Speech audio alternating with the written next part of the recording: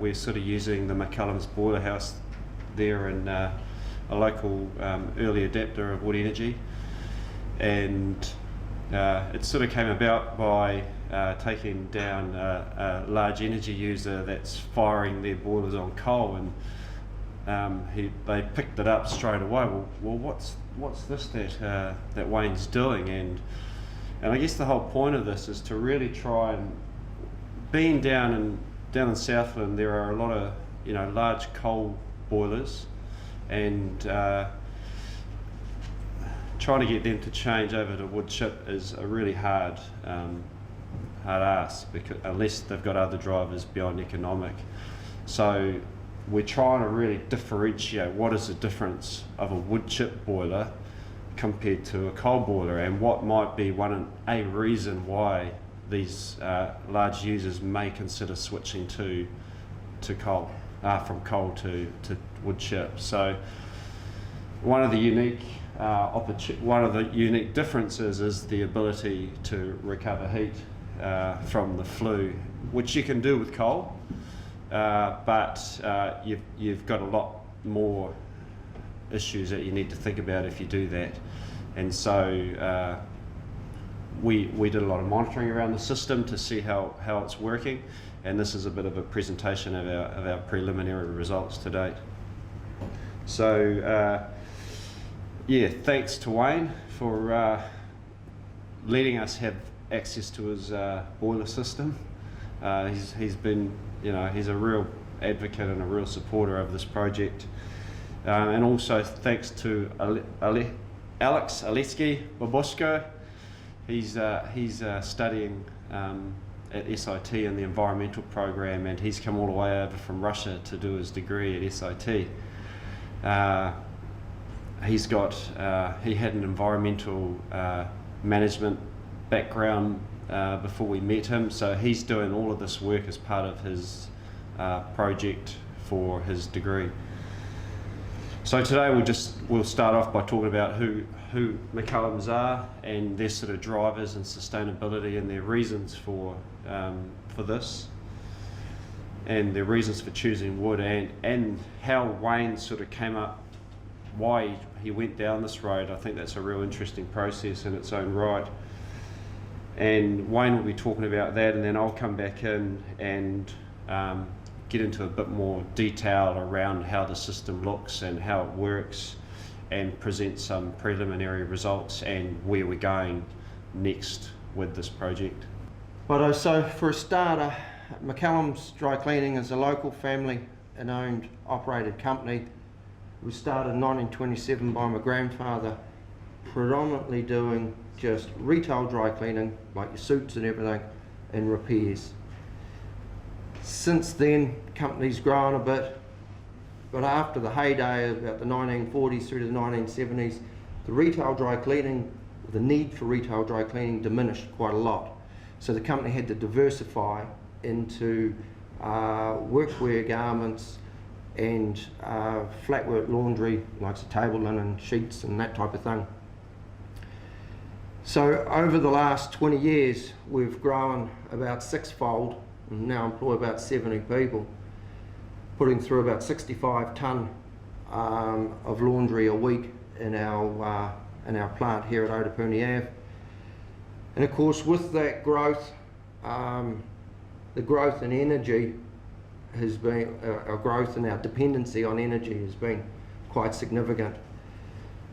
Not only because of our growth in the tonnage, but as our diversification into the laundry side of it, away from the dry cleaning, it's a lot more energy intensive. So about 5 years ago, we were in a situation where we had two factories operating in town, one processing garments predominantly in the dry cleaning side of it, one processing linen and towels and that in the laundry processing, and both of those plants had their limitations.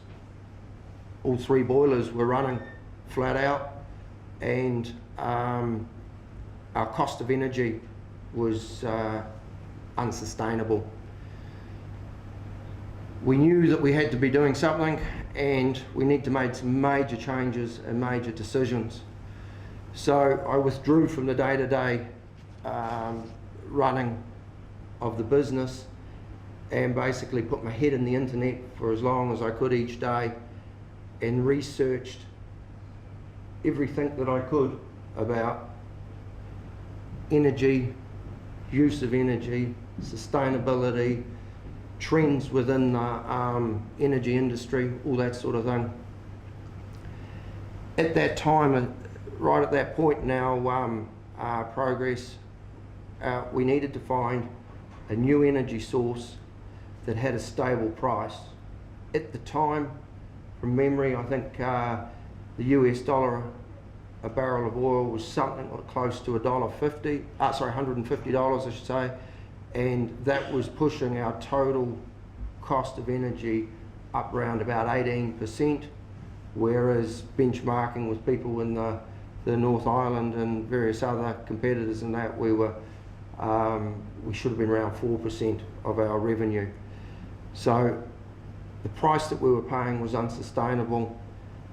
The fuel that we were using was too volatile in price. So when we were entering into 3-year contracts with customers, it just wasn't working out for us. So we were looking for something that over a long term was going to provide us some consistency in product, over a long term give us a bit of stability in pricing. And also although I'm no great greenie, in the back of my mind there's always this underlying desire to be seen and to be a good corporate citizen. So we looked into what solution there would be that would give us a sustainable outcome. So what I'm meaning by sustainable is sustainable on a health and safety level, sustainable on an environmental level, and sustainable on a financial level. Because obviously if you haven't got those three, you're out of whack. But we also have got this underlying desire as a business to be as self-sufficient as we can and self-reliant as we can within our engineering side of things. So I sat down and analysed out all of the energy flows and wastage within the two sites and tried to work out how we could bring the two sites together on a new location and get all of the waste flows together and get the energy flows working in a manner in which we could utilise the waste to heat the incoming water to the plant, use the waste heat from the dry cleaning process to supplement the heat requirements for the laundry process, and to how to balance that, and so on and so forth. The decision at that point was made to move to wood energy because it ticked all the boxes that we were looking for. It was reasonably stable price-wise. It was a cheaper form of energy than what we were burning with regards to oil and gas, but also with the combination of using a wet scrubber to clean the emissions, we were able to combine all our energy waste together as well, which, although in our traditional way of doing things we were buying second-hand equipment to keep our capital investment to a sustainable level, we were able to add the smarts to the process. So rather than just looking at the efficiency of the boiler, we were able to look at the efficiency of the overall process, and we were able to get the capital expenditure within the payback periods that we needed, the bank needed, and ECA were looking for. So based on all of those aspects, you know, that was our prime mover to decide to convert to wood. And looking back, if we hadn't done it, I don't think as a business we would have survived. This has enabled us to have a good point of difference with our competitors, and it's also, as a result, we've been able to we've chosen to enter into a program called InStep, and the InStep program monitors our carbon footprint of the whole operation. So that's from looking at the waste we're producing, the water consumption, the energy consumption, our carbon footprint of transport and everything. So a week or two ago we were at a conference and received these 2 awards, and one of them is a bit hard to read probably from the back there, but one of them is talking about in the size of laundry that we are, we're the most, or we've got the lowest carbon footprint of anybody that's benchmarked against us.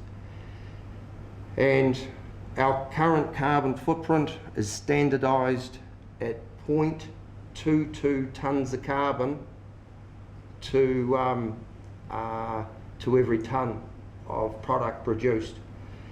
Our nearest rival in our competition has a brand new plant with all the latest equipment brought out from Europe, built in a purpose-built building, and is operating at 0.37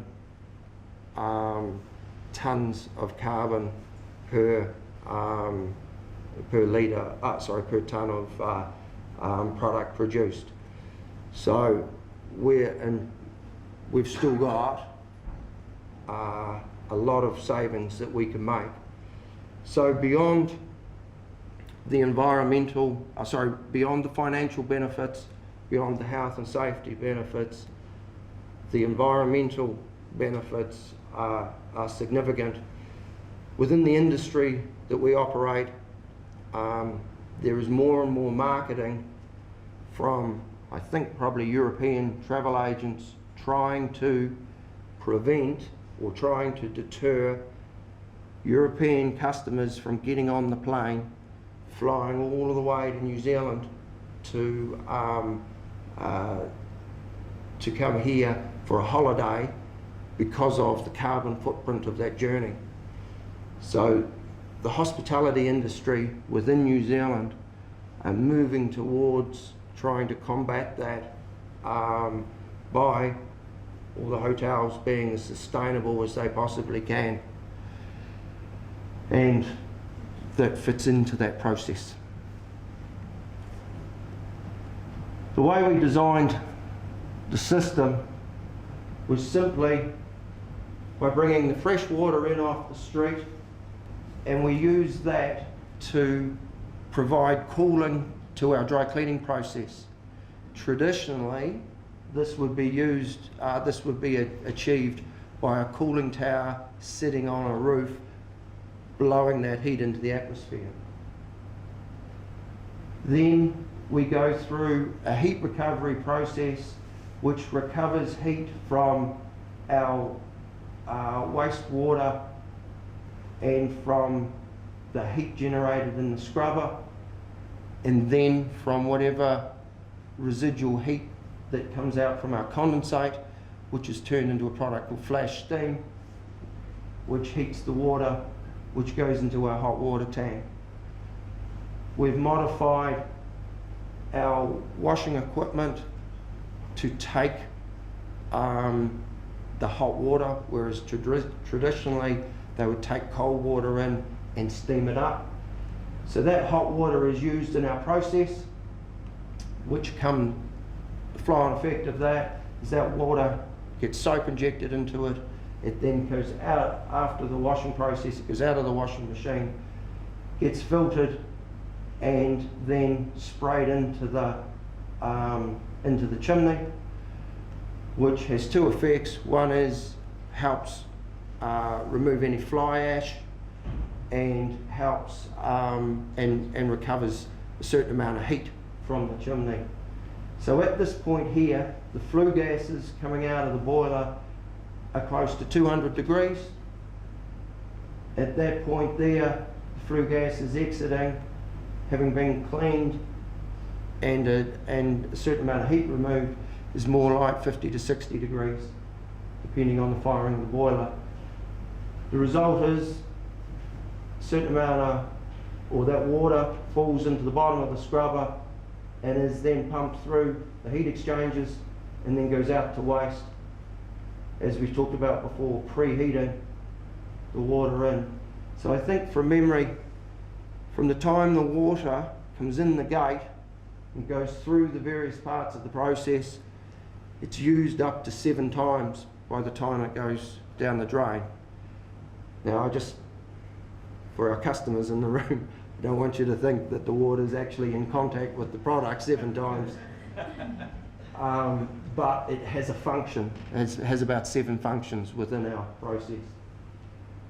So we also take the ash out of the boiler and feed that back in to the into the airflow that blows the wood chip in. So there is even a certain amount of what would normally be deemed as a waste product just simply goes round in this circuit until it's burned away into a reasonably fine powder, and then that carries over into the scrubber and then ultimately goes down the drain, which from all the feedback that I get is quite acceptable as far as the council requirements for waste goes. So there is only a very small amount of actual ash that comes out of the system that is normally removed from the front end of the boiler once a week.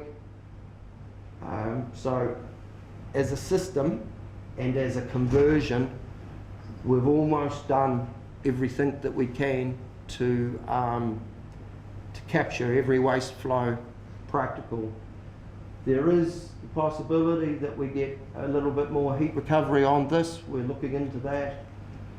We're looking to increase the volume of that pump there, to increase the spray, to improve emission control there, and potentially put in a filter system up here, because I do have the hope that we'll get down below 50 parts or 50 PU going forward.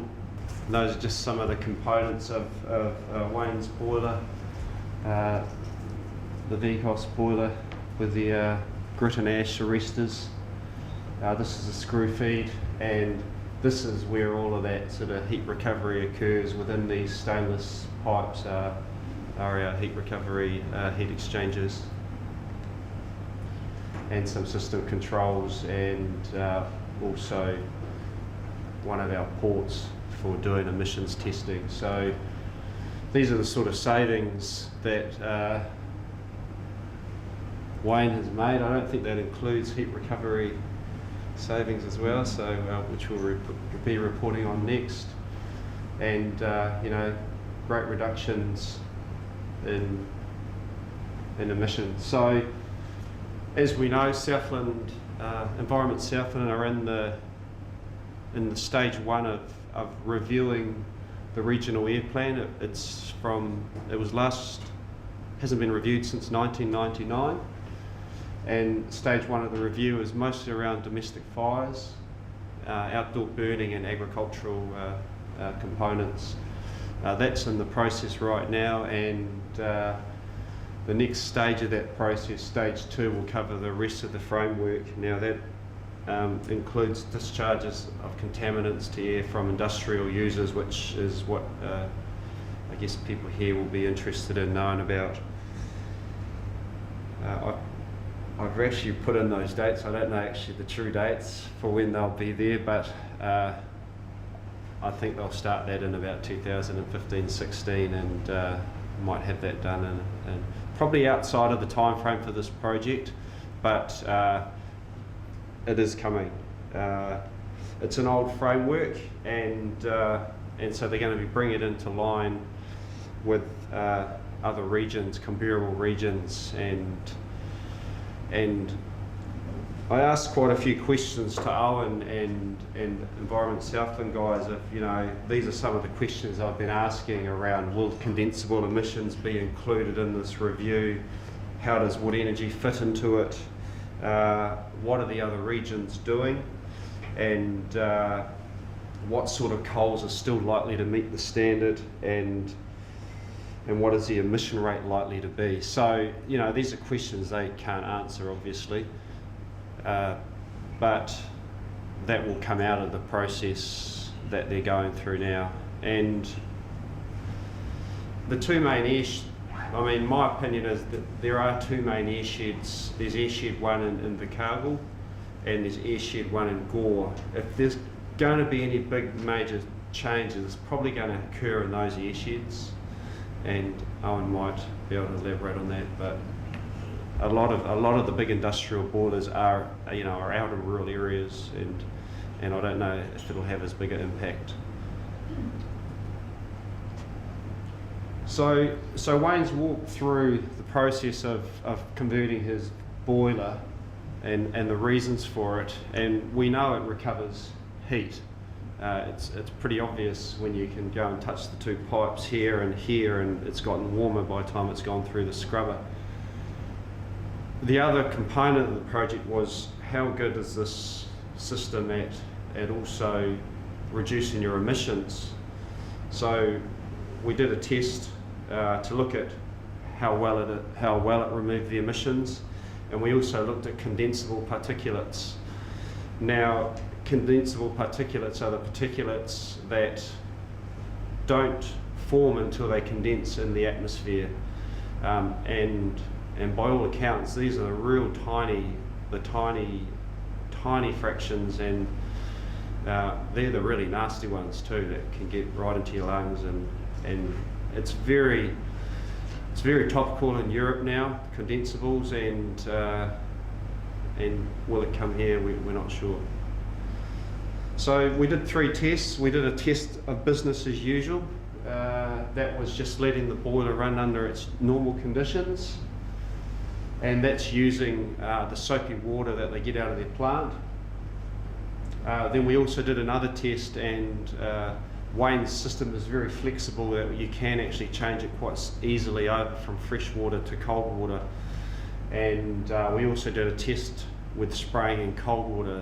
Our sort of assumption was sort of like washing your hands. If you've got dirt on your hands and you wash your hands, soapy water will get the dirt off better than no water. So our assumptions were that soapy water is probably going to do a better job. And but not everybody has a soapy water product to put into their flue, so we thought we'd do a test with fresh water as well. And if it was found that soapy water worked better than fresh water, then maybe the solution is in sites that you might add a little bit of cold water surf to your trial before you send it into your flue. And then finally, our third test was to measure the flue gases before they went into the scrubber, to get a comparison between what happens before and after. Again, that's our system there. So this is our before port. So after we've gone through our grit and ash arrestor, we've hit this point here, and so that's where our test port is. And our other test port is up here. Now here are our sprays. We've got 1, 2, 3 sprays that are running on soap water, and we've got this spray here is running on fresh water. That is the emissions control side of it. The soapy water side of the system operates at a different pressure to the cold water side of it, by a factor of about 3. I think this is about 30 psi, this is about 120 psi. And these are our points where we're measuring our water, our T1 and T2 to get our water temperature increase. We got K2 Environmental in to do this work, and these are some samples that were collected during the testing. Now the jars are the condensable components, they're the small parts, and we've got our PMs, PM10s and our greater than PM10s. So this was the unscrubbed side, and you can see quite a yellow tarry substance in the bottom of there. So that's all our condensables. And this is it under different conditions here. And yes, the freshwater scrubbing was really effective. As you can see here, it sort of, when it comes out, it's in a liquid form, and this water here was obviously yellow, and this here just looked like water for both of these trials. And you can't really see it here, but there's quite large chunks in this part of the unscrubbed. Unsurprising that you'd see that. These are the results to date. So our unscrubbed, these are our greater PM10 and our condensables, and here's our fresh water, and here is our soapy water along here. And the final sort of totals are at the end here. So we're getting 90% reductions, somewhere in the 80 to high 95% reductions through freshwater scrubbing, and that was much higher or slightly higher than the soapy water. Now, the reason for that, one of the reasons for that, we think, is the pressure. Now, this pump here is designed to operate at 30 psi, as with the freshwater system is designed to operate at 120 psi. So you can imagine when you're putting that sort of pressure into a nozzle, the droplets that you're creating are much finer. So you want to try and match this droplet size to the emissions that they're going to grab onto. So if you've got a finer droplet, it's going to grab onto a finer particle. And I think it was a great finding, and what will be interesting is changing this pump and getting this pressure up on this side. I think we'll be able to match, if not better, the freshwater side of things. So from that perspective, it's been really useful as well, of where we might be able to make some improvements on the system, not that it needs it. This result here of 250, that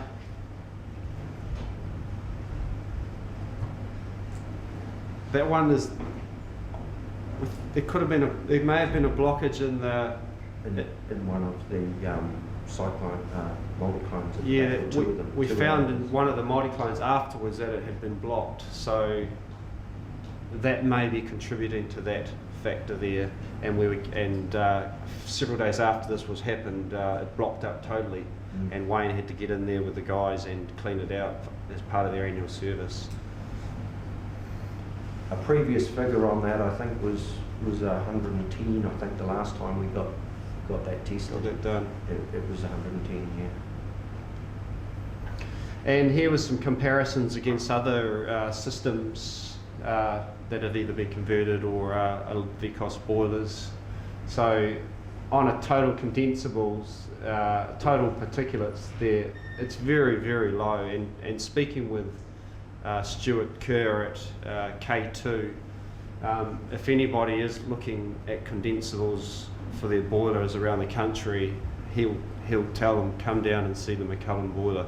It's as good as you get in New Zealand, and that result for condensables, look at everything else. It's really good.